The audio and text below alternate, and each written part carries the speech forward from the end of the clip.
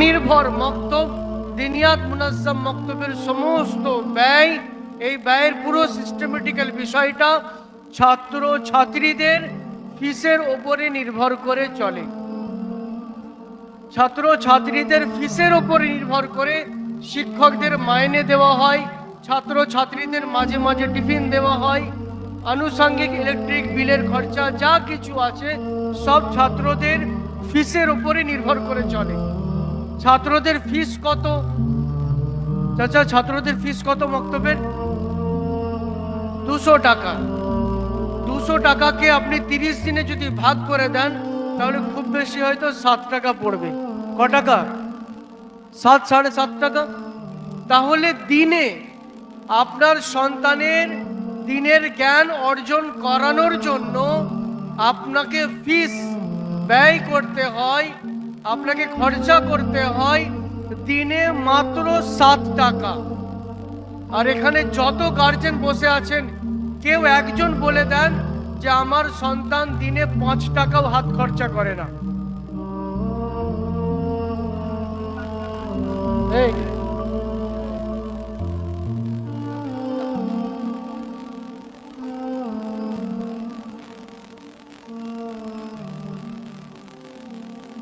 এমন কোন গার্জেন আছে যে দিনে 100 টাকা ইনকাম করে? মজদুর, রোজ খেটে খাওয়া মানুষ দিনে 100 টাকা ইনকাম করে।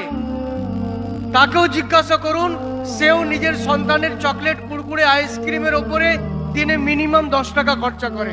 ঠিক বলছি না ভুল বলছি বাবা? ওই বাচ্চাটি বলছে ঠিক, ও দিনে মিনিমাম 10 টাকা খরচা করে। তাহলে এবার বলুন, আমরা আমাদের সন্তানের ওপরে হাত খরচা করার জন্য মাসে 300 টাকা খরচা করি মিনিমাম। আর দিনিয়াত যে আপনার সন্তানকে আল্লাহকে চেনাবে, আল্লাহ রসুলকে চেনাবে, আপনার সন্তানকে নামাজি বানাবে, সুন্নতের ওপরে চলনেওয়ালা বানাবে, যে জ্ঞানের মাধ্যম দিয়ে আপনার সন্তান দুনিয়া ও আখিরাতে কামিয়াবি অর্জন করবে, সেই জ্ঞানের জন্য মাত্র 7 টাকা আমরা প্রত্যেক মাসে দিতে পারবো না ভাই? বলুন না হাত তুলে। দেবো ইনশাআল্লাহ। দ্বিতীয় কথা, দিনিয়াত মুনাজ্জাম মক্তবে আপনাদের কচি কাচাদেরকে পড়ানো হয় দিনদার বানানোর জন্য। কিসের জন্য বাবা? আর বাপ মা যদি বেনামাজি হয়, এই বাবারা, কালো জ্যাকেট শোনা, এ হুজাইফা না তোমার কি নাম? হুজাইফা, চুপ। দিনিয়াতে আপনি আপনার সন্তানকে কেন পাঠান? আমরা দিনিয়াত কেন খুলে রেখেছি? শুধুমাত্র আপনার সন্তানকে দিনদার বানানোর জন্য। বাপ বেনামাজি, মা বেনামাজি, বাপ বেহায়া, মা বেহায়া, বাপের পুরো অঙ্গ প্রত্যঙ্গ গুনার মধ্যে লিপ্ত, মা বেহায়া বেপর্দা হয়ে ফেরিওয়ালার সাথে ডিল করে। আর আমি ভাবছি আমার সন্তানকে দিনিয়াতে পাঠিয়ে আব্দুল কাদের জিলানী করব, 50 বছরেও হবে না। আমি 5 ওয়াক্ত নামাজ ত্যাগ করে ঘরে পড়া আছি, আর শিক্ষক বলছে বাবা তুমি দিনিয়াতে পড়ো, তুমি 5 ওয়াক্ত নামাজে আসবে। কি করে আসবে? তাকে নামাজের জন্য রেডি করে কে পাঠাবে? এখানে প্রত্যেকটা ছাত্রকে খাওয়ার সুন্নত, ঘুমানোর সুন্নত, চলাফেরার সুন্নত, পেচ্ছাপ পায়খানার সুন্নত শিখিয়ে পাঠিয়ে দেওয়া হচ্ছে। বাবা ঘরে তুমি সুন্নতের উপর আমল করবে। বাপ দাঁড়িয়ে দাঁড়িয়ে পানি পান করে, মা দেওয়ালে পিঠ দিয়ে বসে বসে বাবু কেটে ভাত খায়। ওই বাচ্চাকে সুন্নত কে শেখাবে? এখানে দিনিয়াতে ছাত্রদেরকে শেখানো হচ্ছে বাবা কাউকে গালাগালি দেবে না, মারামারি করবে না, মিথ্যা কথা বলবে না, ধোঁকাবাজি করবে না। বাপ মাকে মারে আর মা বাপকে গালাগালি দেয়। স্বামী স্ত্রীকে চড়ের ওপর চড় মারছে, আর স্ত্রী তো চড় মারতে পারে না, সে বাপ মা তুলে গালাগালি দিচ্ছে। তাহলে এই সন্তানটা মারামারি কার কাছ থেকে শিখছে? এই সন্তানটা গালাগালি কার কাছ থেকে শিখছে? পরিবেশ খারাপ হুজুর। এইসব পরিবেশে ছেলেদেরকে কি করে মানুষ করব বলুন তো? গ্রাম খারাপ, পরিবেশ খারাপ, সমাজ খারাপ। আরে আমি খারাপ, আমি সকাল সন্ধ্যে বউকে ধরে মারি। আমি আমার সন্তানকে শেখাচ্ছি যে দুর্বল হবে তাকে ধরে ধরে মারো, আর আমার স্ত্রী আমাকে সকাল সন্ধ্যে গালাগালি দেয়। আমার বাচ্চা শিখছে যাকে মারতে পারবে না তার মা বোন তুলে গালাগালি দাও। আমার বাচ্চাদেরকে গালাগালি কে শেখালো আর মারামারি কে শেখালো? আমি হাত জোড় করে বলছি, যদি আপনারা আপনার সন্তানকে দিনদার করতে চান, আগে আপনাদেরকে দিনদার হতে হবে। যদি আপনি আপনার সন্তানকে আল্লাহওয়ালা করতে চান, আগে আপনাকে আল্লাহওয়ালা হতে হবে।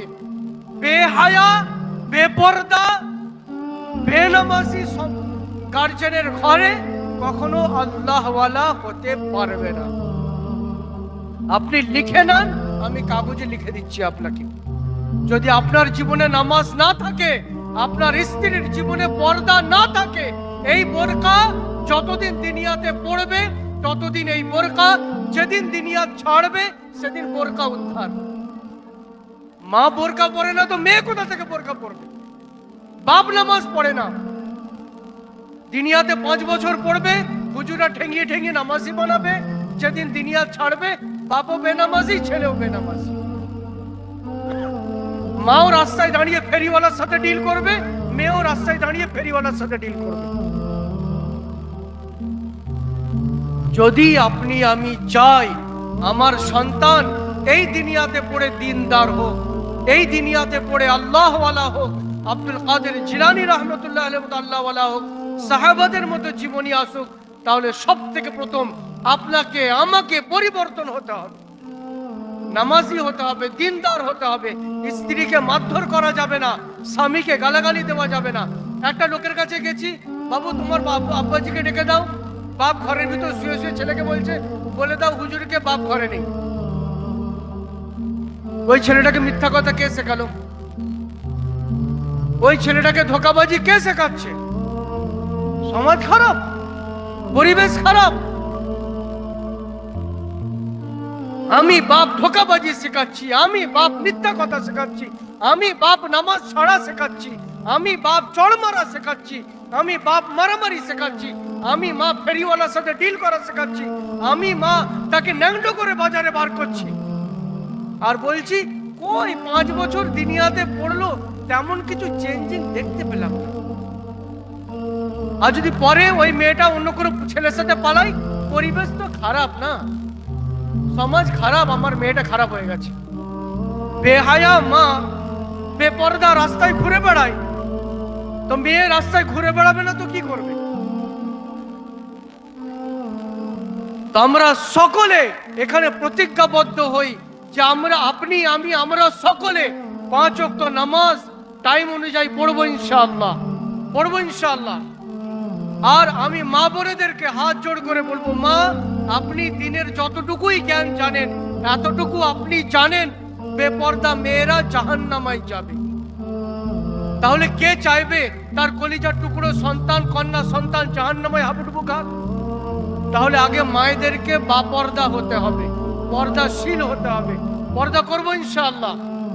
মা বোনেরা একটুখানি মনে মনে প্রতিজ্ঞা করুন যে আমরা সকলে পর্দা করবো ইনশাআল্লাহ। আমরা আমাদের মা বোনেদেরকে পর্দাশীল বানাবো, আমরা পর্দার এহতেরাম করব, সম্মান করব, নামাজি হব, দিনদার হব, তবে আমাদের সন্তানেরা দিনদার হবে, হব ইনশাআল্লাহ। মেহনত করবো ইনশাআল্লাহ।